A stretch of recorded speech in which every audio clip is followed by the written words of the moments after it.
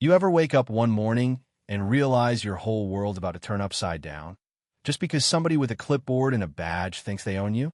Yeah, that's what happened the day the HOA president showed up on my gravel driveway, waving that clipboard like he was sheriff of the county, smirking as he pointed straight at my old red barn, my grandfather's barn, the one I thought was as solid as the North Star. He had 3 workers with him, a tape measure, a camera, and that look folks get when they've already decided you're guilty. This barn, he started, voice dripping with authority, is technically on HOA-maintained property. We'll need access for inspection and control. Control. Can you believe that? At first, I actually laughed, figuring it was some bad joke, but when he handed me that official-looking paper, claiming possession of my own barn, my smile disappeared right quick. It wasn't a fine. They wanted the whole thing. The same barn my grandfather built with his bare hands, the one my dad patched up every summer till the day he died. That's when I understood this wasn't about rules. It was about power. But here's the thing. The one card they didn't know I was holding, I had something a whole lot stronger than their stamps and signatures, something they'd wish they'd never poked. Because by the time I was done, not only would I keep the barn, I'd own every inch of ground they tried to stand on. Let me back up a sec, though, because the Real story started long before the clipboard wars. I moved back onto the family property after Dad passed, hoping to lay low and maybe find a little peace. I wasn't looking for trouble. The barn stood quiet at the edge of my land, about 50 yards from the shiny new subdivision they called Cedar Ridge Estates. You know the kind: fresh paint, perfect lawns, matching mailbox posts, neighbors waving like they're getting paid by the smile. They were all part of an HOA, something my dad always called just a fancy way for people to control your grass. My place? Not part of any association. My land had been private long before those cookie-cutter houses went up, or so I thought. For a while, life was peaceful. I fixed up the barn's roof, planted a few fruit trees, even helped my neighbor, Mrs. Cricks, clear her drive after storms. She'd bake me cookies and tell stories about how the land used to be back before the HOA started making folks nervous about the color of their front doors.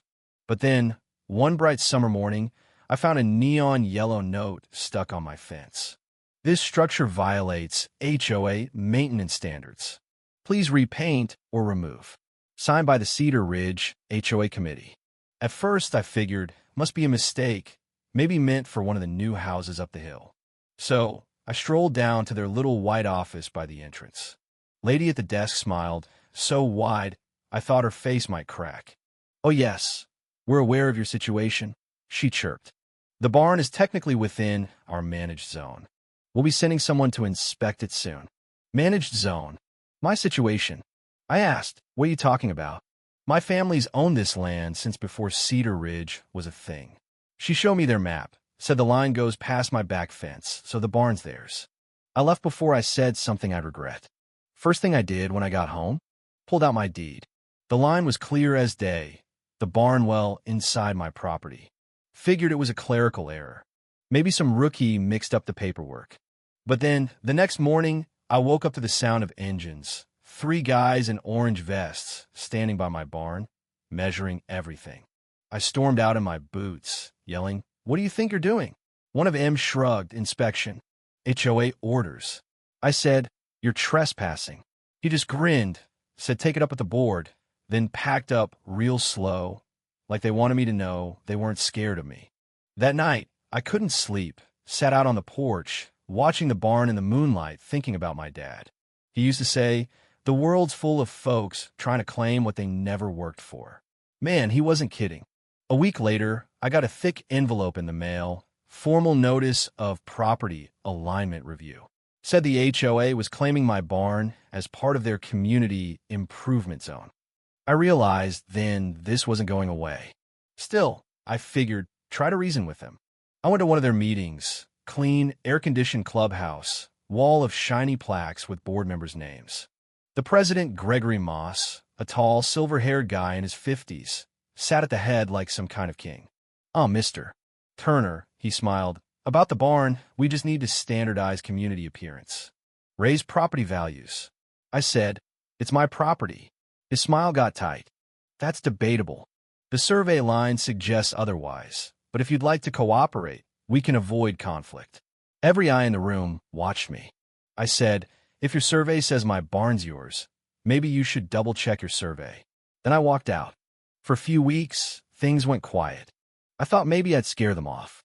Then one afternoon, I came home to find bright orange stakes hammered in the dirt behind my barn, all lined up, and a sign, future site of Cedar Ridge Storage Facility, HOA property.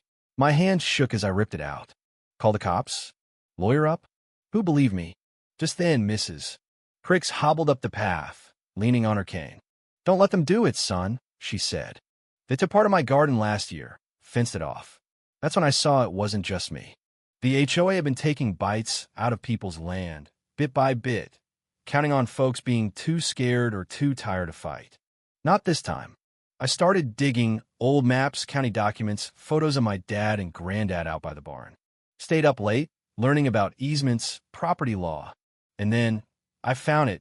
Turns out the HOA's whole claim hung on a survey from 20 years ago by a company that didn't even exist anymore.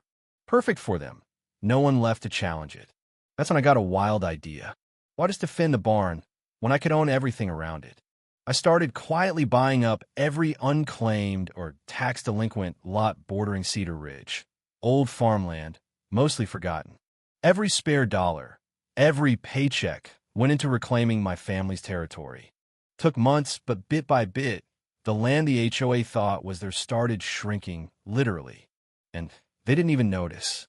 But just when I thought I had the upper hand, I came home one night and saw fresh tire tracks of the barn. Padlock cut. Inside, someone had spray-painted HOA property across the wall. That was it. The gloves were off. I took pictures, called the county inspector, and got ready to march into their next board meeting with evidence that'd make every one of them choke on their own rules.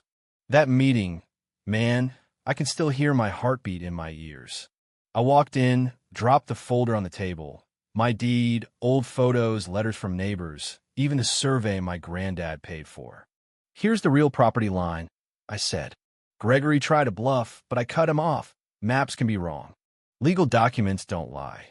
One board member, Linda, tried to negotiate. Maybe if you just repaint, no. I said, this isn't about paint.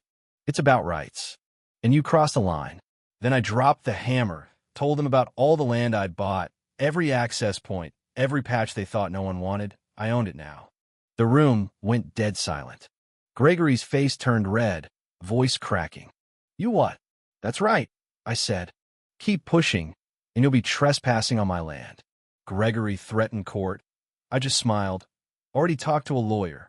County inspector's confirming my lines as we speak. That's when Paul, the new guy on the board, spoke up. Maybe we should just negotiate. No need, I said. You try to steal a barn that's not yours. I'm not fighting with violence, but I will protect what's mine and what's around you.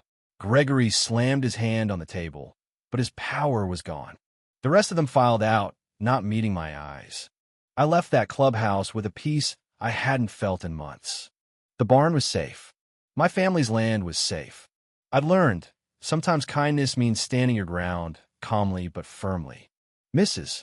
Cricks waited by the fence, smiling through tears. Your dad will be proud, she whispered. And you know what? I felt that deep down. It wasn't just about me anymore.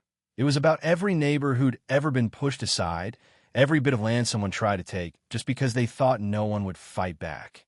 But here's the thing. HOAs, bullies, power-hungry folks, they don't just quit. They try to wear you down. Orange stakes in the yard, late-night notes. We're watching. Cease and desist. I laughed the first time, but I knew they weren't done. Then one morning I saw it, a big HOA truck, logo and all, backing right up to my barn. Two guys with sledgehammers hopped off. Gregory himself pointed. Do it. The barn's HOA property now. My heart was pounding, but I wasn't scared. I'd already called the county inspector, had the deeds, the surveys, photos, everything ready.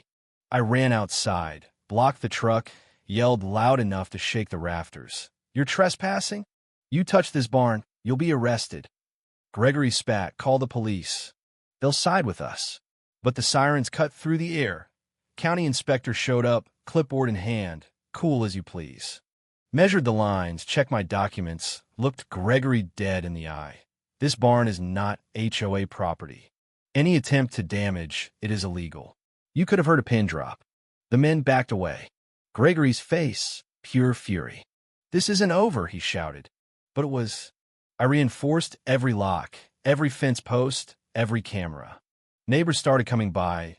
Pricks, Heller, even folks I barely knew, saying they'd watch what happened and they weren't going to back down anymore, either. The barn became a fortress. And every little victory, every time I cleaned off spray paint, replaced a lock, bought another forgotten lot, it felt like reclaiming a piece of my family's story. Sure, the HOA kept testing me, sending contractors in the night, staking flags, sneaking around the edges. But I was ready, cameras rolling, every incident documented, neighbors on my side. Even when they tried to escalate, brought in a crane, tried to cut the fence, fired up a chainsaw, I stood my ground, called the authorities, blocked them with my truck. Every time, Mr. Collins, the county inspector, arrived just in time. Every time the law was on my side. And every time, the community grew stronger. Here's the real twist, though. It wasn't just about one barn. It was about standing up for everyone who's ever been bullied, intimidated, or told to just let it go. It was about proving that courage, preparation, and a little bit of stubbornness can outlast even the most persistent power grab. And as the sun set over my land, painting the barn red and gold, I realized this isn't just my story. It's for anyone who's ever had to fight for what's right. So tell me, what would you do if it was your family's legacy on the line? Where are you watching from? Let's hear your story.